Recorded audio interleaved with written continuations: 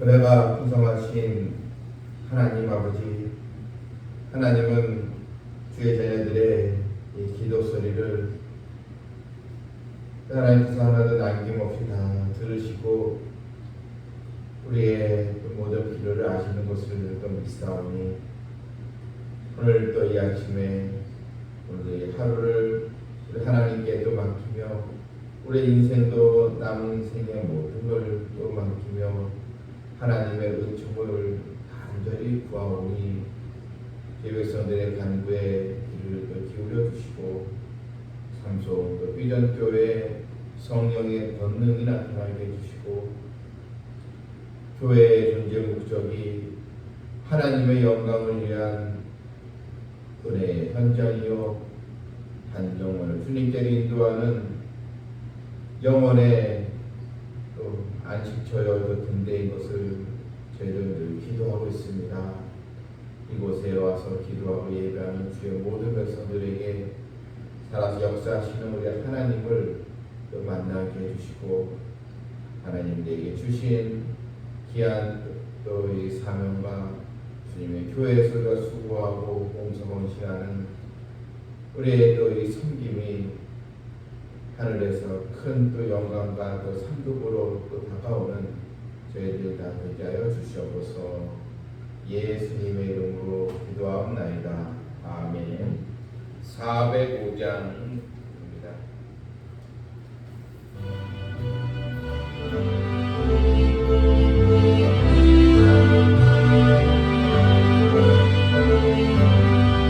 주의 신장 아래 앉으세 우리 마음이 영원하니 항상 기쁘고 내 영원 말씀 아래 앉으세 주의 아래 앉으세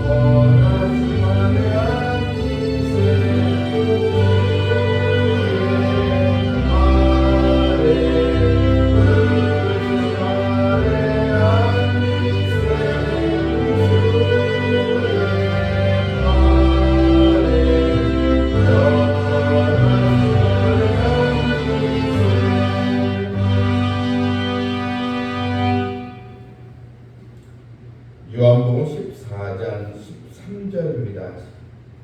8절 말씀까지 14장 13절 너희가 내 이름으로 무엇을 구하든지 내가 행하리니 이는 아버지라 하여금 아들로 말미암아 영광을 받으시게 하려 함이라. 내 이름으로 무엇이든지 내게 구하면 내가 행하리라. 너희가 나를 사랑하면 나의 계명을 지키리라. 내가 아버지께 구하겠으니 그가 또 다른 보혜사를 너에게 주사 영원토록 너희와 함께 있게 하리니 그는 진리의 영이라. 세상은 능히 그를 받지 못하나니 이는 그를 보지도 못하고 알지도 못하니라. 그러나 너희는 그를 아나니 그는 너희와 함께 거하시며 또 너희 속에 계시겠습니다. 내가 너희를 그와 같이 버려두지 아니하고 너희에게로 오리라. 아멘. 예수님께서 이제 하나님께로 돌아갈 때가 되심을 이제 알고 이제 제자들과 이제 헤어지게 되면서 주님은 이제 십자가 순환에 대한 말씀을 교하시면서 제자들에게 하나님의 말씀으로 그들에게 또 소망을 주고 또 용기를 주는 그 내용이 14장에 쭉 나와 있습니다. 이제 주님은 이제 신적으로 제자들과 함께 할 수가 없습니다. 그런데 제자들에게 이제 함께 할 수 없는 그런 상황에서 어떤 권면과 명령을 주고 있는가? 그것은 바로 기도였습니다. 그러면 13절에 너희가 내 이름으로 무엇을 구하든지 내가 행하리니 이는 아버지라 하여금 아들로 말미암아 영광을 받으시게 하리라. 내 이름으로 무엇이든 내게 구하면 내가 행하리라. 예수님께서 내가 이제 아버지께로 가리라. 여러분 이제 제자들이 예수님과 이제 떨어지게 되니까 얼마나 그 마음이 또 그 심정이 사실 또 용기가 또 생겨나지 않고 여러분 마음에 근심과 두려움이 있지 않겠습니까? 그런데 주님은 제자들에게 너희는 기도하라는 것입니다. 내 이름으로 무엇을 구하든지 내가 행하리니 염려할 거 없다. 너희는 기도하라. 그렇게 말씀하셨습니다. 어떤 상황이 있든지 너희는 내 이름으로 기도하라는 것입니다. 본문 14절에도 내 이름으로 무엇이든지 내게 구하면 내가 행하리라. 너희는 기도하면서 각자 너희 주신 하나님의 이 사명 또 너희들 하여금 믿음으로 행할 이 사명을 기도하면서 그것을 완수하면 되는 것이다. 이렇게 말씀을 주고 계신 것입니다. 여러분 하나님의 자녀로서 우리가 기도하는 것, 이 기도 생활은 해도 되고 안 해도 되는 선택의 사항 아니고 그것은 반드시 하나님의 자녀가 해야 할 필연적인 그런 신앙 또 행인 것입니다.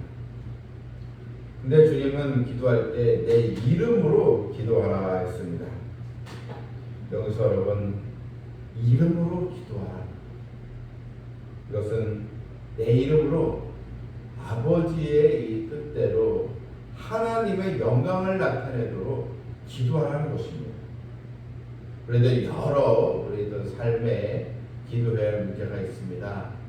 경제적인 또 문제들, 또 건강에 대한 거, 또 자녀들에 대한 거, 또한 우리가 함께 또 교회를 위해서 학교를 기도하지 않습니까? 근데 어떤 기도 내용이든지 여러분 결론은 기도가 응답됨으로 하나님의 영광이 나타나게 주셔서 이렇게 우리가 구해야 하는 것입니다. 나 한 사람 만족스럽게 살고 문제없이 살고 잘되고 이것이 목적이 아니고 하나님 이 기도가 응답이 됨으로써 하나님의 영광을 나타내기를 원합니다. 예수님은 13절에서 너희가 왜 기도해야 되는가? 이는 아버지가 하여금 아들로 말미암아 영광을 받으시게 하려 합니다. 이렇게 주님은 말씀을 하셨습니다. 기도하라는 것이고 또한 두 번째는 너희는 나를 사랑하고 계명을 지키라는 것입니다. 15절에 너희가 나를 사랑하면 나의 계명을 지키리라. 우리가 하나님의 말씀대로 살지 못하는 이유가 무엇입니까? 우리가 순종하지 못하는 이유, 아직도 주님을 진심으로 사랑하지 않기 때문입니다. 주님을 사랑하게 되면 주님의 말씀대로 우리가 살아가게 되어 있는 것입니다. 젊은이들 서로 이제 연애하면서 서로 이제 사랑에 강조해야 되지 않습니까? 여러분 그 상대방을 사랑하면 상대방이 좋아하는 것을 하게 되어 있습니다. 여러분 우리가 주님을 사랑하면 주님께서 기뻐하신 일을 우리가 하게 되어 있습니다. 그래서 주의 계명을 지키게 되는 것이고 주의 말씀에 순종하게 되는 것입니다. 그러므로 무엇보다 주님을 사랑하는 믿음을 가져겠습니다. 하나님 아버지를 사랑하는 그런 또 신앙으로 나가게 되면 우리의 믿음 생활이 더 복되고 더 기쁨이 있는 그런 삶으로 나가게 될 것입니다. 그리고 예수님께서 제자들에게 내가 아버지께로 가야지만 너희들에게 더 큰 은혜가 있다. 무슨 내용입니까? 내가 아버지께 구하겠으니 그가 또 다른 보혜사를 너에게 주사 영원토록 너희와 함께 있게 하리니 육신적으로 내가 너희들과 이제 떠나게 되고 함께하지 못하지만 내가 감으로써 보혜사 바로 성령님께서 너희와 영원히 함께 또 있으리라. 내가 이것을 기도할 것이다. 바로 성령의 인도를 받는 것입니다. 성령은 진리의 영이라 했습니다. 우리가 하나님의 말씀을 듣고 깨닫고 은혜를 받고 또 말씀에 도전을 받고 믿음으로 살고자 하는 것은 바로 그만큼 내가 성령의 인도를 받고 있다는 것입니다. 성령의 인도를 받으면 주의 말씀에 더 내가 한 발짝 더 다가서고 싶은 마음이 생기고 주의 일을 하고 싶은 생기고 기도하고 싶고 또 하나님의 말씀을 더 읽고 사모하고 이렇게 여러분 신앙생활이 바뀌게 되는 것입니다. 그것이 다 성령의 역사고 또한 한 영혼이 변화되어 주님을 영접하고 하나님의 자녀가 되는 것도 다 성령의 역사인 것입니다. 주님은 마지막 절에 제자들에게 내가 너희를 고와 같이 버려두지 아니하고 너희에게로 이제 오리라. 제자들에게 더 이상 염려할 거 없다. 여러분 이 고아는 누구입니까? 이 고아는 자기를 책임질 사람이 없습니다. 이미 부모가 계시지 않기 때문에 여러분 고아는 이 불쌍한 그 인생을 바라지 않겠습니까? 그런데 내가 너희를 고아와 같이 버려두지 아니하고 너희는 혼자가 아니라는 것입니다. 내가 너희를 책임지는 그런 내가 너희를 인생을 다 담당하고 내가 너희를 끝까지 책임져 주리라. 내가 다시 오리라. 너희에게로 오리라. 난 다시 너희를 데리러 오겠다는 것. 주님의 이 땅에 오시는 그 재림의 그 모습을 말씀해 주시고 있는 것입니다. 우리 예수님의 십자가와 또 부활, 또 주님께서 승천하시고 보혜사 성령을 보내시게 됨으로써 오늘날 많은 백성들이 다 주께로 돌아오는 역사가 일어나게 된 것입니다. 2000년 전에 조그만 그 변방의 나라였던 그런 유대 땅에서 복음 전파되면서 전 세계에 하나님의 자녀들이 부름을 받게 된 것, 이것이 성령의 역사인 것입니다.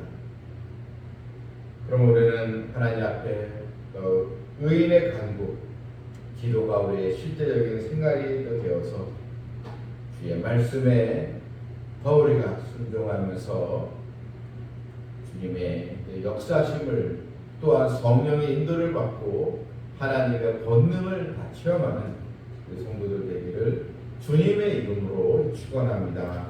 아멘. 하늘에 계신 우리 아버지여 이름이 거룩히 여김을 받으시오며 나라가 임하옵시오며 뜻이 하늘에서 이것같이 땅에서도 이루어지리라. 오늘 우리에게 용만의 양식을 주시옵고 우리가 우리에게 죄지은 자를 사하여 준 것 같이 우리 죄를 사하여 주시옵고 우리를 시험에 들게 하지 마시옵고 다만 악에서 구하시옵소서.